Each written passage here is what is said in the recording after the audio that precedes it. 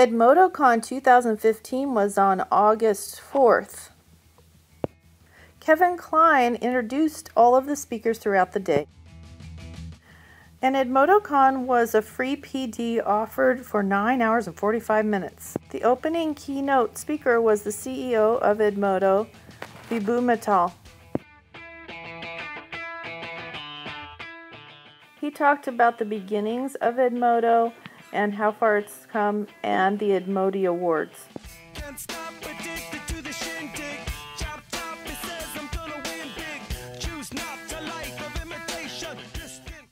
The first speaker was Kathy Pittenger. She's an English teacher for gifted and talented students.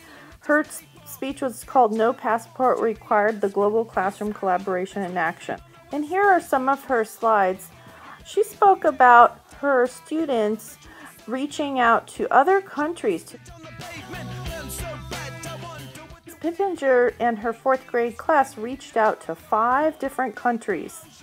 Those countries were Kazakhstan, Australia, Antarctica, Croatia, and Turkey. She and her students Skyped with the students in the other countries, and they worked on projects together online. She and her students used the Blend Space app to organize their student reflection.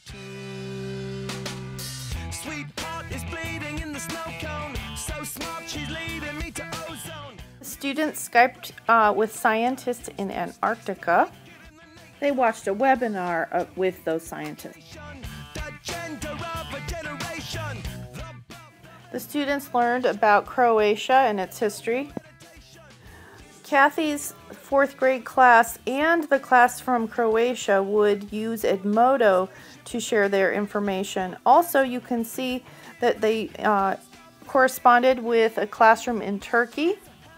The teachers of the classrooms in Turkey and in Kathy's class had to coordinate when to do the Skyping because of the time zone differences. Kathy suggests finding an online publishing. She used scripts.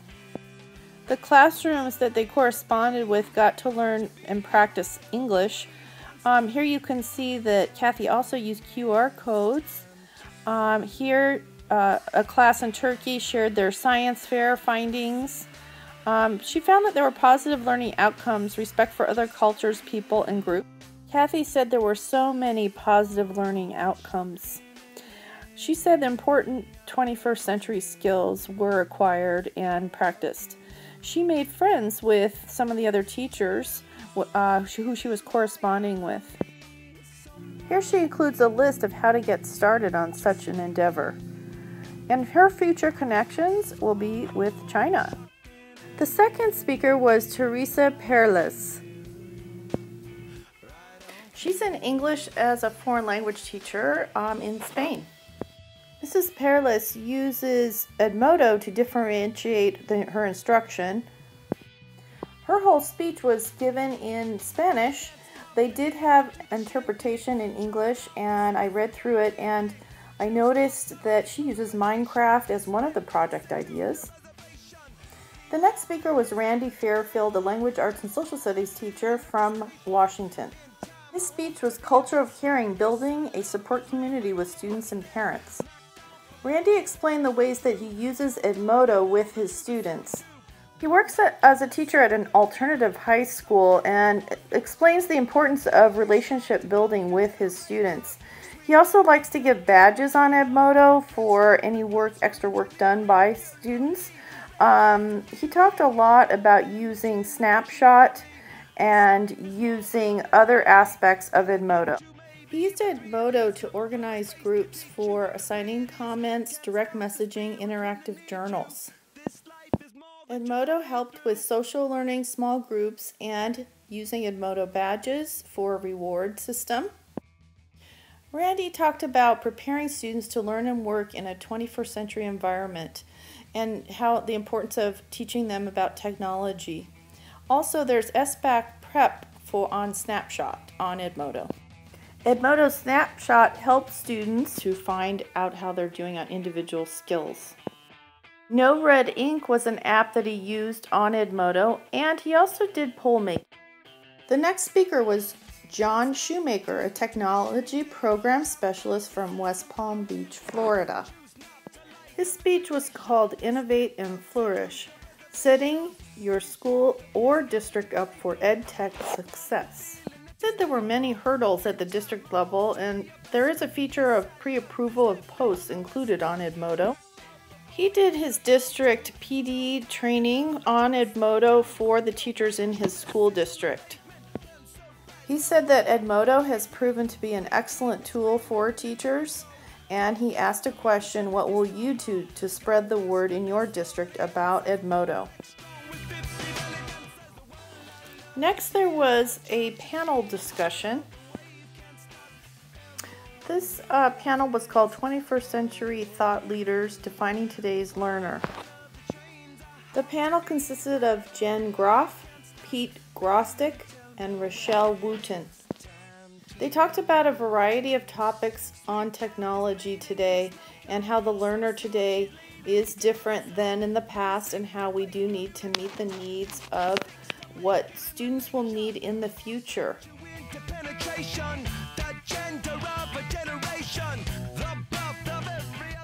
The next speaker was John Chowens from Hewitt, Texas. He's an algebra teacher at middle school. His talk was called Tradition and Technology, the Perfect Equation to Flip Your Classroom. As a middle school math teacher, he made videotapes of his math lessons. He decides to leave mistakes on those videotapes. I thought that was interesting.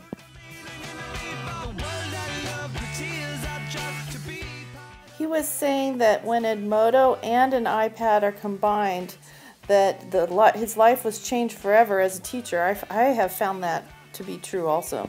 And it looks like that he has his math videos on a public channel on YouTube. I'm planning on checking that out. Next to speak was Carrie Solomon, science and robotics teacher from Hull Middle School in Duluth, Georgia. I liked her goals, which included to change the world. Her speech was called Collective Curriculum, Sparking Discussions Across Subject Areas. She used Edmodo as a tool for debate. Why argument? It's engaging, competitive. An Edmodo debate is quiet, liberating, recorded. The next speaker was Laura Murphy, English teacher from Charles Pinckney Elementary in South Carolina. Her speech was called Real World RSVP, inviting guest speakers to inspire students. She has students and authors connect and collaborate using Edmodo. Laura noticed that her students became better writers as a result of this interaction with authors. She likes using Edmodo because it's a safe place to share. There's an app called Bubblish that's going to be coming out in the fall of 2015 that will help match authors up with teachers and their classrooms. The teacher also reviews to think before posting. Answered his question and shared a photo of her travels to Canada. Students like to be heard and know that their voice matters in digital citizenship, how to comment constructively, etc. I saw my grammar lessons paying off as students were required to use proper mechanics while interacting, or they would lose. The closing keynote speaker was Michael Horn. He leads a team that uses its research to educate policymakers and community leaders on the power of disruptive innovation in the K-12 and higher education spheres. He's also a published author and has written several white papers about the blended learning. Now, when that prediction came out in 2008, a lot of folks said you're absolutely nuts. But as the world has changed and more teachers are embracing the power of digital tools, creating just really interesting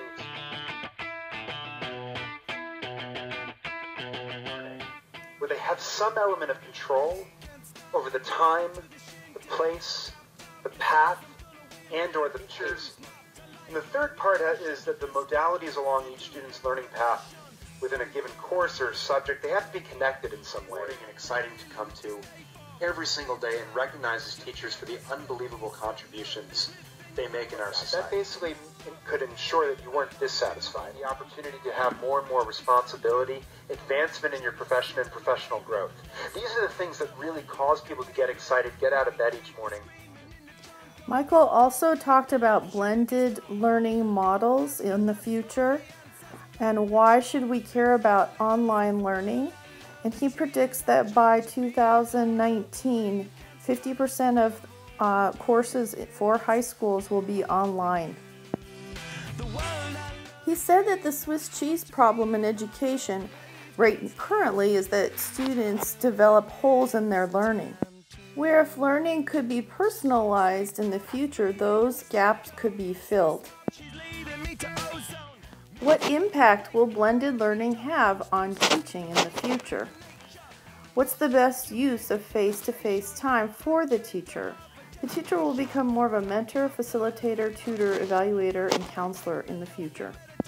Integrating motivators into blended design, he talked about extended reach that teachers will have. What impact will blended learning have on content in the future? And what will the right content be?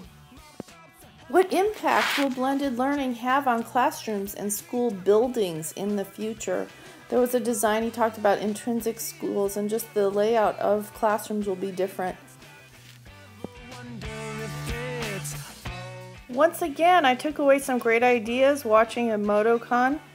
I'm planning on doing some global interactions with other classrooms, and I'm also planning on using badges and no red ink and having my students interact with authors online to improve their writing. So excited!